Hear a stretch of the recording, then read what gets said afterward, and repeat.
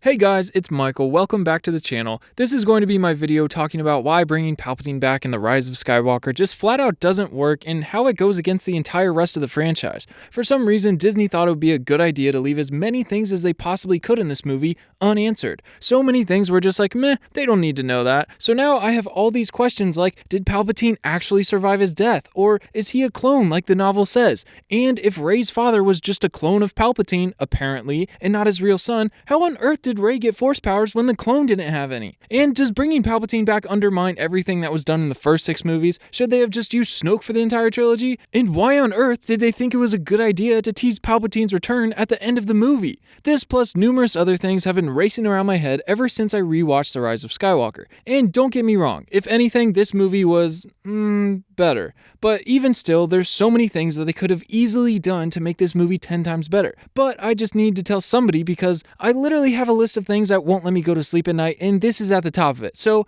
I'm making this video in hopes of being able to sleep a little better and to clear up some mental space. Like and subscribe for a good night's sleep. I'll even come tuck you in later. But from 6 feet away, of course, because it's 2020 and quarantine is real. Be sure to watch until the end of the video. I'm going to ask you guys an important question that I want you all to answer to. And don't forget, I'll be here making fun videos for you guys every single week. By subscribing, you can stay up to date on all the latest movies and theories that everyone's going to be talking about. All you gotta do is go down and hit that red button that says subscribe, and you'll become part of this community that's filled with tons of people that love to talk about all the same things that you love to talk about. And I want to do some more Star Wars videos soon, so make sure you turn on notifications so you don't miss anything.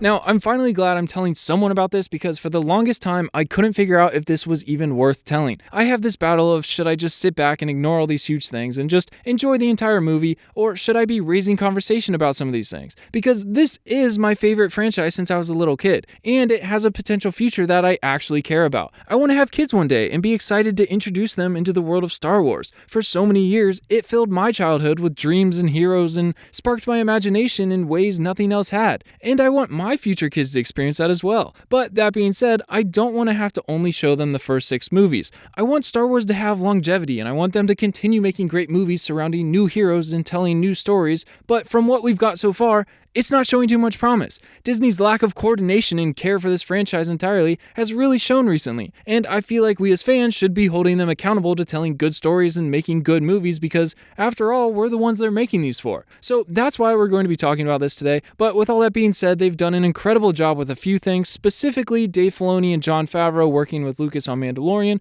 Rogue One was great, and the rebooted 7th season of The Clone Wars is amazing. I've got to give credit where credit's due, and everything Filoni seems to touch just turns out amazing. Okay, so Rise of Skywalker, the first thing they did wrong with the Emperor, well, the entire movie actually, was to release the Emperor's big secret message that was breezed over in the opening crawl in Fortnite. Yeah, you heard me right, there was no quotation marks there. Why on earth would you willingly choose to do this? Even the movie critics didn't know it was released in Fortnite because who would have thought? You know how long it would have taken to put this in the movie? In fact, it's literally the amount of time that I'm going to stop this YouTube video for and wait for you to subscribe. At last the work of generations is complete. The great error is corrected. The day of victory is at hand. The day of revenge. The day of the Sith. And we're back. Pretty long, drawn-out message that they didn't have time to put in the movie, right? I mean, the movie was so jam-packed with everything else, maybe they actually didn't have time for an extra 20 seconds. But Fortnite? How is that the move? Palpatine coming back after being dead for 30 years isn't something you do in the opening crawl. That's something you need to explain. Like, what if we got to see Palpatine come back, and then we learn how he survived? He sends his message, and then the plot is still about the Resistance trying to stop him. Just replace all the many side quests with a little bit of Palpatine's clone and resurrection explained. And also, maybe explain where the Final Order came from. All these elements are just completely unexplained, along with so many other things in the movie. Just fill in the space with some stuff that would help make the movie make more sense. Overall, there was just too many things new introduced while trying to undo everything in episode 8, along with the majority of the movie being unexplained and happening for plot convenience. I think it would have helped the movie a lot to not release the Emperor's big comeback speech in Fortnite. and maybe explain how Palpatine survived, and how and who built the Final Order, and why. And then maybe the movie would just have made a little bit more sense. This is the most fast-paced movie I've ever seen. It would have been nice to pump the brakes and enjoy some Palpatine storyline, you know? But thankfully, we have the novel to fill in the gaps that the movie couldn't afford to, I guess. Apparently, Palpatine had been working on a clone as a failsafe that he could transfer his spirit to if anything happened, way back in the original trilogy. And after Vader threw him down the shaft, Palps threw his spirit into his clone body on Exegol, emptying his physical body before it hit the ground. I don't know how I feel about this. It's cool and all, but I feel like it's trying to rewrite Return of the Jedi now, and I honestly would rather them not mess with the originals and just leave them as they are. Because it's one thing to mess up this trilogy because it's new and we can mentally write it off if we don't like it, but to try to rewrite the movies we grew up on and spent our entire childhood watching is a little subpar on their part, I feel like. It's almost trying to pull the rug out from under them. Not to mention the entire concept of Palpatine surviving in the first place does that already. I mean, everything everyone has ever worked towards in the entire first 6 movies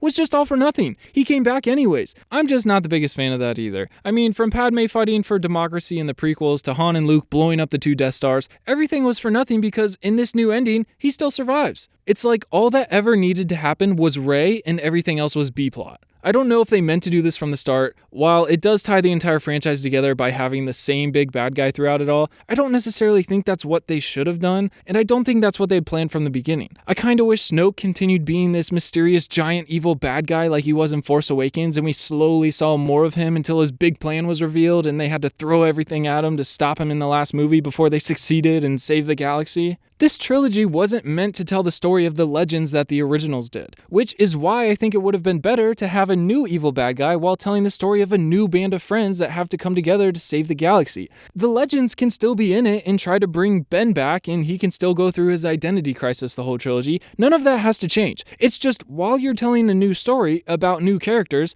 have a new bad guy too. Don't try to discredit everything that comes before by resurrecting the original bad guy we already killed off. Do you know what I mean?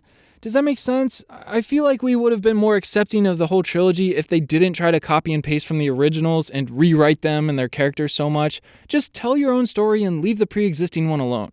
Apparently here in the novel, it also says that the Emperor was trying to get Luke to strike him down in Return of the Jedi so that he could do the same thing that would have happened to Rey. All the Sith would have went into Luke, when we all had no idea this was even a thing, let alone did Luke know that's what was going to happen. He just wanted to kill Palpatine because he was a bad guy and he was killing all his friends. And they said that when Vader stopped him, it wasn't Vader saving his master, the Emperor, it was Vader turned good and he knew what Palps was doing and saved his son. When originally, it was just Luke trying to kill the Emperor and Vader stopped him. Then they had a long fight, and it wasn't until Luke spared Vader's life and Vader was watching Palps zap Luke that he originally turned to the light and overthrew the Emperor, saving his son. It just doesn't make any sense how the latter would be the case, and I feel like this is another instance of them trying to rewrite the originals, and while I'm trying to be open to it and accepting of them extending the story, I honestly don't like them trying to change the originals. Bringing Palps back was to cater to the fans by bringing back the ultimate bad guy, but in doing so, they just ruined more than they expected to, or maybe it was just collateral they didn't necessarily care about. The more fan service things they could squeeze into it, the more money they would make, and that's as far as they looked. Because if they actually cared about it and wanted to actually try to somewhat salvage a story,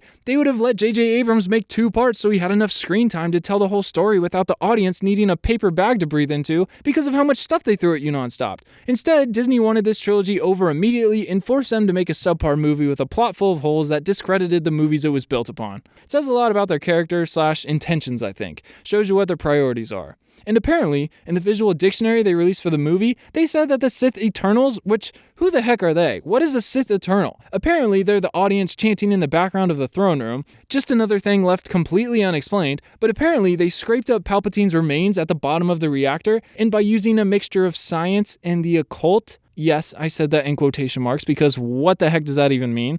It says that they were able to keep him alive. Well, what the heck is it? Is Palpatine still alive like the visual dictionary says?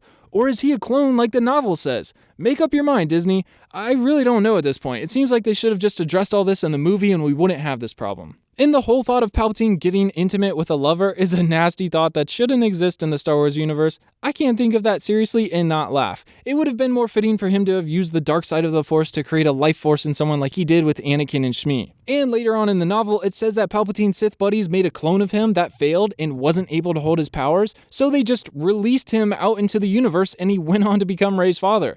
So they kind of try to undermine the idea of Palpatine getting busy to have a kid, with them just making a clone in the novel that runs off. Still don't know why he didn't use some of his insane amount of power to create a powerful life force like Anakin to grow up and take over his body. Instead, he let his Sith Eternals try their hand at cloning and just never got it right. And also, why would they just release his clone to go live a life? They're Sith. They wouldn't just disregard their failed test? Seems a little bit out of character, but maybe they're just good Sith. But then that means Rey is only a daughter of a clone of Palpatine. She's not even Palpatine's blood. She was just made with his DNA, I guess? Wait, so how would that give her the power that Palpatine had if his failed clone didn't have that power? How did his power get passed on to Rey? That doesn't make any sense. So many things I just don't get. It would have been nice to know all this information while we were watching the movie. And what I don't get is after the final battle on Exegol and Palpatine has been defeated, they tease that he could return one day. Like, what? One resurrection isn't enough? He could come back again? It's just not needed. Once was enough, or even a little too much, honestly, but I need to hear what you guys think about this. Should Palpatine have been brought back at all? What do you think? Let me know in the comments.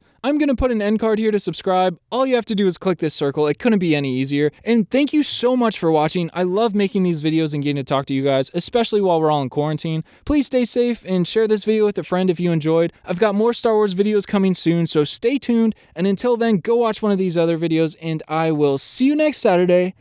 Peace.